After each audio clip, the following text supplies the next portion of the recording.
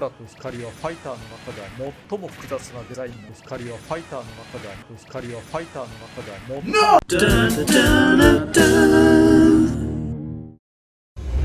Hey everyone, welcome to Dalton Draws, the series where the title tells you exactly what the show is.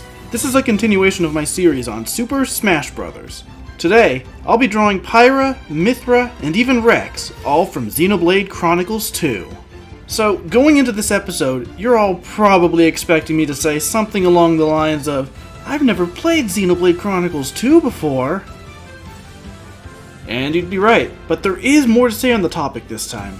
As you might recall from the Smash 4 episode, I mentioned that of the games in the series, I had only played X on the Wii U. But that's changed in the last few months. One of the games I got for Christmas this holiday season was Xenoblade Chronicles Definitive Edition on the Switch. So I only just recently started that. I do intend to play the sequel at some point, but it's not going to be until after I'm done with the Definitive Edition. Last time I talked about the series, I did mention that I wasn't a fan of the combat in X, and that still holds true for the first game as well.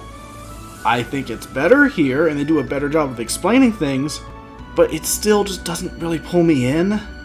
It doesn't help that I went into this right after playing Yakuza Like a Dragon, which did traditional turn-based battles extremely well. I just prefer that kind of battle system. But I'm still sticking with the game because of the story. I like most of the characters so far, and I'm definitely invested in seeing where this all goes. Even if parts of it have already been spoiled for me over the years, I don't have context for that stuff yet.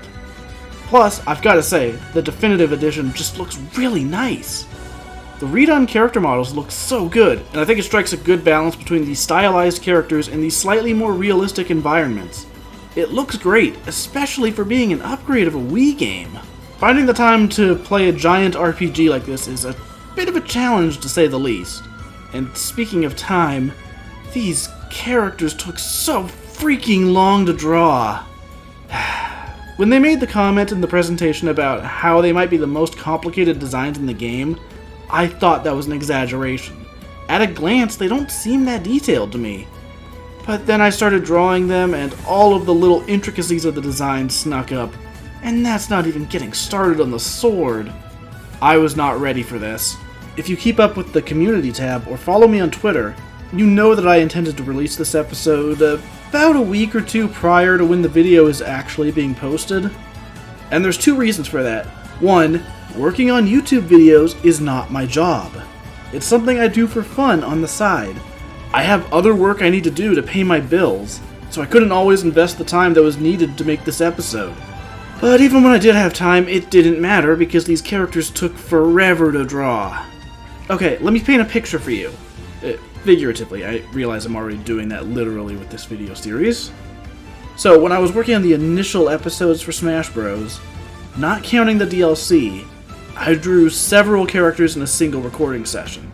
Usually those sessions would last like 8 hours, and each character would take anywhere from about 30 to 90 minutes to draw. Some took less time, like Pichu or Mr. Game & Watch. Some took longer, like any of the Fire Emblem characters, or ones like Pokemon Trainer where I had to draw a bunch of characters as a group. Up until this point, the longest recording session to be spent on a single character was Sephiroth, who took about 4 hours. But that was kind of a technicality. My back was messed up at the time, so I had to take more breaks than normal, and I also had dinner during the recording. Then we get to this episode. Pyra and Mythra took about 6 to 7 hours to draw. Let me be clear, I'm not saying the session was 6 to 7 hours overall. I'm saying each character took 6 to 7 hours. I had even changed my recording format so that I didn't have to draw them all at once. They still took that long. That is not counting any breaks. No breaks at all. 6 to 7 hours per character. I could only record drawing one of them per day because of how long they took. Working on this poster started as a fun side project, but stress has definitely affected my drive to keep working on it. I'll finish it, but unless a third Fighter's Pass gets announced, there's only 1 or 2 more episodes left of this miniseries, depending on if the remaining fighters are announced separately or together. I don't necessarily want to do any more big continuing series like this one in the future. Instead, future episodes would probably be split into 2 styles. The first would be shorter episodes compiling the various pieces of art I post on Twitter all the time. Kinda like SmashToons Sketchpad, a series I tried to start up a few years back but didn't keep around. Who knows, maybe I'd even revive the branding for that. The other style is going to be like the Harvest Moon 64 episode I released recently. I did a deep dive retrospective on a game I loved as a kid, drawing a bunch of characters and talking about my experiences with the game, even adding in dozens of additional sketches throughout to illustrate what I was talking about. The episode was a total passion project and had a ton of work put into it, and even though it's my least viewed video in years, that's the direction I want to take the series moving forward. There's so much negativity on the internet and I don't want to add to that. I want to do more retrospectives, more deep dives into the games, shows, and movies I love, regardless of whether or not people watch it. But that's enough serious talk. These characters were announced at the start of the February 17th Nintendo Direct. It was the first Nintendo Direct in nearly a year and a half, and man, I am so glad those are back. While the lack of major general directs in 2020 sucked, it also made sense, you know? There was, some stuff going on in 2020 that really interrupted a lot of plans for everyone and everything. We still got smaller presentations throughout the year. Indie World streams, mini directs, partner showcases, even one for Super Nintendo World, which looks amazing. And between the logistics of lining up the games to show, filming, recording voiceover, translating, and game delays, both from Nintendo and from other publishers, making a big presentation full of games and release dates, it just wasn't very feasible.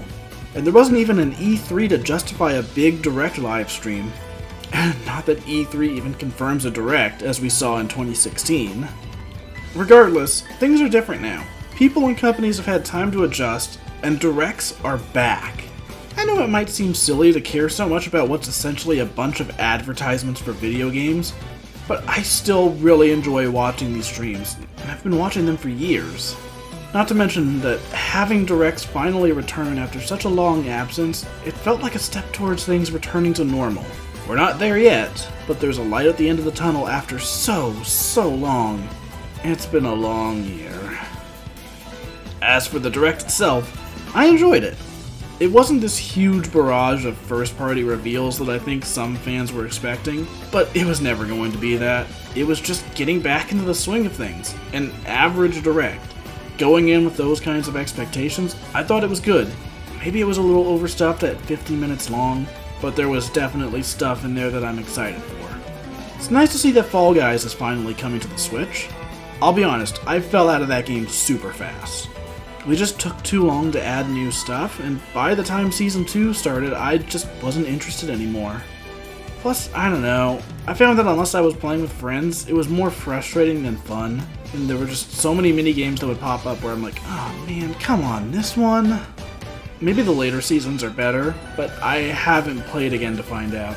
Maybe I'll give it another shot on Switch, though. I'm surprised that Famicom Detective Club is getting localized, but I'm very interested in those games. Monster Hunter Rise looks incredible, and I mean that both visually and in terms of gameplay.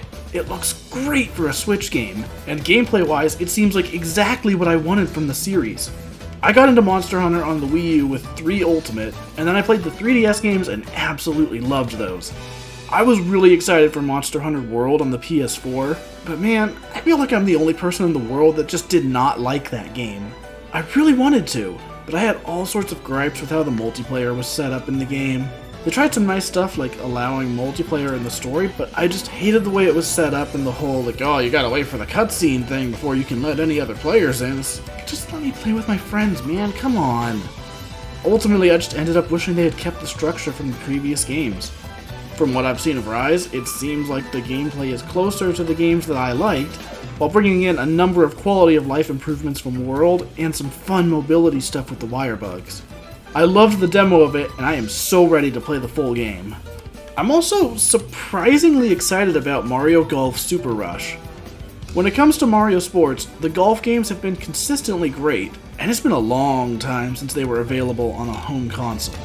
I loved World Tour and the 3DS, and I'm also in the group that loved Mario Tennis Aces, so I'm really excited to play this game for myself.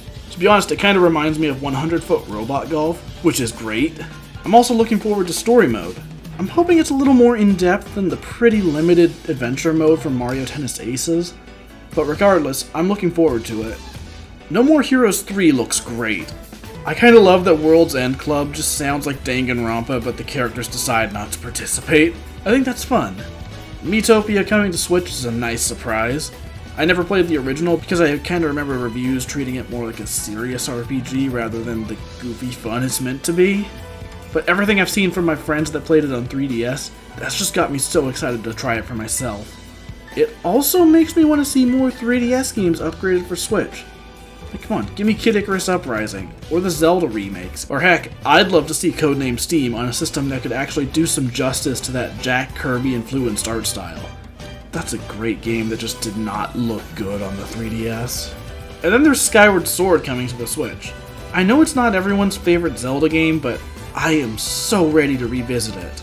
Anyone who knows me knows that I absolutely adore Skyward Sword. It's one of my favorite entries in the series. I never had any trouble with the motion controls. I love the characters, the music, the story, the world, all of it. It's got a more linear design philosophy than other Zelda games, but I think now that we've had the exact opposite in Breath of the Wild, it's easier to appreciate what it's going for, since we know that linear isn't the direction the series is heading in. It's just its own unique thing, it's its own experience, and that's fine. And hey, if you hated the motion controls, they're optional this time. It's not for everyone. I know some people that absolutely despise the game, but others love it, and that's the group that I fall into. I'm ready to go back to Skyloft. The Direct was capped off with the announcement of Splatoon 3. I wasn't a big fan of Splatoon 2, but the trailer for the third game has definitely got my attention. It looks way more interesting to me already, at least in terms of aesthetic. We'll have to see if the other levels manage to be as interesting, but it's going to be quite some time before that releases. So that wraps up my thoughts on the Direct, and it's about time to wrap up this video. As I finish up though, I want to mention why I'm adding Rex, since he's not playable. For previous fighters, I've tended to include characters that appear in their taunts. Toon Link's Fairy, the Dragon Quest Slime, or Morgana with Joker to name a few. Generally, I've treated these as an optional inclusion, because who's going to complain if I don't draw Toon Link's Fairy? Well, probably someone, I'm sure. But either way, Rex falls into that category. I don't include characters from Final Smashes because a bunch of characters have Final Smashes that summon a whole lot of characters from their own games just for that single animation. But Rex happens to appear in taunts, Final Smashes, and victory screens. He's in enough of their animations that I felt the inclusion made sense. I had also considered redrawing some of the old characters for this episode. There were some additions people had suggested that made sense, but since this episode took so long with the 3 characters already in it, I've decided to hold that off for next time. And on that note, that's it for this episode. Tune in next time for more art. If you like my work and want to help support the channel, you can become a patron like these awesome people here. There's lots of cool stuff on there for just $1 a month. Thanks for watching. Later.